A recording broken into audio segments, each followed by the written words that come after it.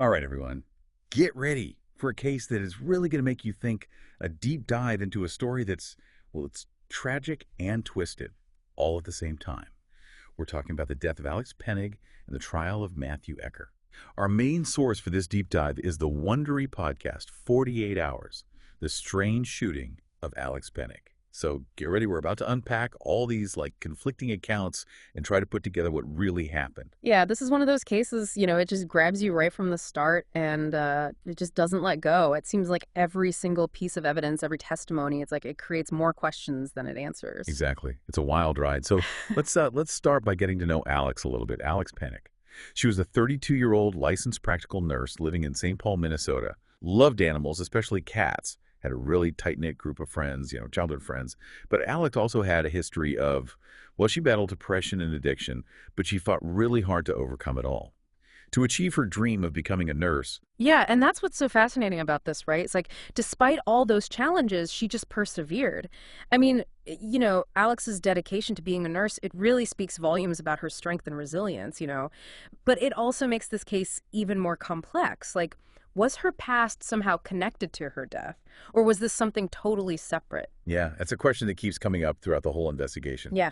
Okay, so now let's bring in another key player in all this, Matthew Eker. Now, he was a nurse practitioner, worked with Alex, married guy, father of 4 kids, and his family describes him as, a very caring and compassionate person. But his relationship with Alex, well, it wasn't that simple. Oh, yeah, this is where things get really, really interesting. They were friends, and get this, former lovers. And to make it even more complicated, Matthew was financially supporting Alex. And he was also prescribing her medication, even though he wasn't her, primary doctor. I mean, right away, that raises some red flags. What was the deal with their relationship? And was it connected to her death? It's like every time you think you're getting a handle on things, another door opens. And then there's Shane Anderson. He was Alex's boyfriend. They had been dating for 4 months. And their relationship is another piece of this puzzle. It's interesting because Shane describes their relationship as loving, full of potential, they had a future. But then you have Matthew, who claims that Alex was actually afraid of Shane. So right off the bat, you've got these totally different stories, and it sets the stage for a really complex and emotional investigation. For sure. Okay, so let's go back to the hours leading up to the shooting. So Yeah. Picture this. Alex and Shane are at a bar. They get into an argument. Matthew steps in, tries to break it up, and ends up getting punched by Shane. Okay. I mean, talk about a tense situation. Later that night, Alex and Matthew leave the bar together, and they head back to her apartment, really early in the morning. And that's where the mystery really starts. What happened in that apartment? Well, the only person who says they know is Matthew Eker. He's the one who called 911, and his story was that Alex grabbed his gun and shot herself in the bathroom. At first you might think, okay, case closed. But there are the things about Matthew's story that just don't add up. It's like, those little inconsistencies you find in a mystery novel, those clues that make you think something else is going on. Right. Like, for example, the position of Alex's body, it was kind of unusual for a self-inflicted gunshot wound. If someone shoots themselves, usually their body falls a certain way. But Alex's body, it wasn't like that. And then there's the bathroom sink. It was completely dry, even though Matthew said he washed his hands after he found her. It's those little details, they just make you wonder. They really do. Yeah. And it gets even more interesting when you factor in the security footage from Alex's apartment building. I mean, this was back when security cameras were everywhere, right? And the footage shows what looks like an argument between Alex and Matthew right before they went into her apartment. So you got to ask yourself, what were they arguing about? And could it have escalated into something dangerous? Exactly. I mean, those are the questions that investigators had from the very beginning. It's like putting a puzzle together, but some of the pieces are missing. And those missing pieces, well, they hold the key to figuring out what happened to Alex. That's a good way to put it.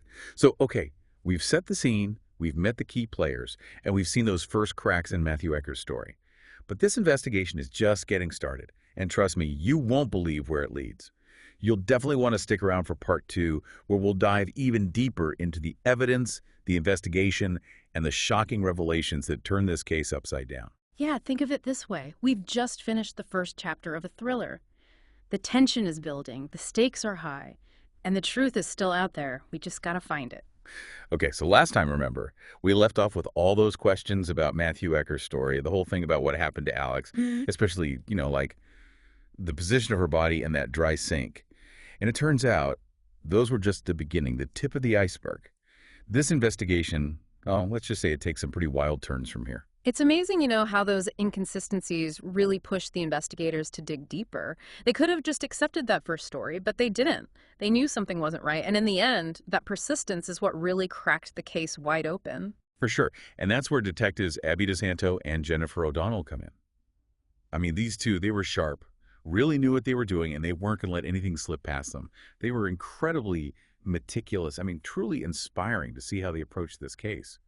They interviewed Shane, went through hours and hours of security footage, both from the bar and Alex's apartment building, and they analyzed every single piece of forensic evidence. It's like watching a real-life Law and Order episode, but with way higher stakes. Oh, yeah, absolutely. And all that thoroughness, well, it paid off. The investigation revealed so much more about Alex's life, her struggles with depression and addiction, that complicated relationship with Matthew, and it just showed how tangled up everyone involved was. Definitely. And then there's this one piece of evidence, and this changes everything. Picture this, a tiny little piece of metal from the bathroom door lock, and they found it under Alex's head. It's like something right out of a detective novel, I know, right? But that little detail, it completely blew Matthew's story out of the water. Think about it. If he broke down the door after finding Alex shot, that metal piece, it wouldn't be there. But finding it under her head, well, that suggests the door was forced open before the shot even happened, maybe during a struggle. It's not suicide anymore. We're talking homicide now. Wow, it's amazing how one tiny detail can change an entire investigation. It makes you ask so many questions like, was there a fight between Alex and Matthew? Did she lock herself in the bathroom? Did he force his way in? Yeah, and those questions, they became the focus of the investigation. And the more they dug, the more complex, the more twisted the whole thing got. So now, with this new evidence pointing towards a possible homicide, let's move on to the trial. This is where it gets really intense. Both sides presenting compelling arguments, and the jury had to decide what they believed.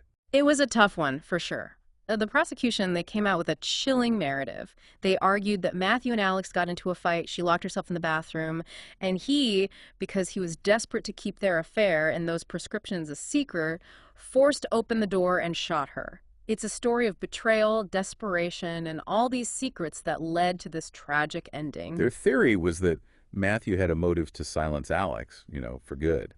If his wife found out about the affair and the prescriptions, he would have lost everything. It's like a pressure cooker situation, all building up until, well, something had to give. Right, but the defense, they painted a completely different picture. They said Alex, struggling with her own issues and influenced by alcohol and medication, she took her own life.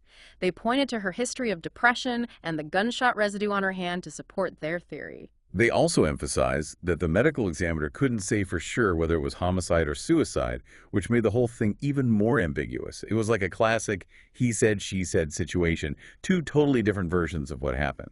Exactly. And the defense also went after Shane's testimony. They said he changed his story about what happened at the bar multiple times during the investigation. They tried to make him look unreliable, like maybe his relationship with Alex wasn't so perfect after all. So now you have these two completely different stories, and each side has evidence and contradictions. It's like watching a legal thriller unfold in real time. The tension just keeps building with each witness, each piece of evidence. And the jury had to sort through all of it, figure out who to believe. Imagine being in their shoes, trying to solve a puzzle with missing pieces, and knowing that their decision would have a huge impact on everyone's lives. Yeah, it's a lot to take in. And the verdict, well, let's just say it was a shocker. It really sent shock waves through the courtroom and beyond. All right, we're back. And I don't know about you, but the suspense is killing me. After hearing all the evidence, all those arguments, the jury finally reached a verdict in the case of Matthew Eker. Yeah, the courtroom, it was completely silent. You could hear a pin drop as the judge read the verdict, guilty of second-degree murder. I can only imagine that moment from the podcast. It was so powerful. You could just feel how heavy that decision was, how it affected both families. For Alex's family and friends, it must have been like a wave of relief, like finally, some justice for Alex, Right, but for Matthew's family, it was devastating. They were still convinced he was innocent, that he would never hurt Alex. And that's what makes this case even more tragic.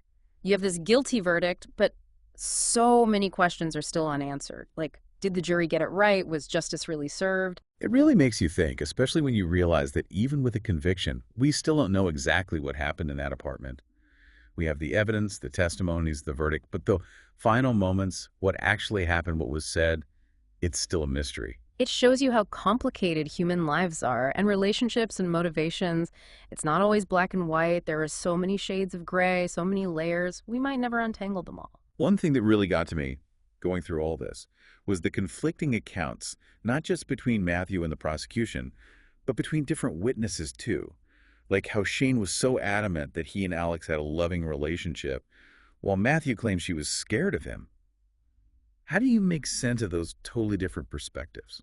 Well, that's what makes it so fascinating, right? It really shows how powerful perspective is, how our own experiences, our own biases shape the way we see things, the way we remember things, especially in those high emotion situations like a big fight or something traumatic. People remember things differently. And it's not always that they're lying. Sometimes it's just how our brains work, how we process information, especially under stress.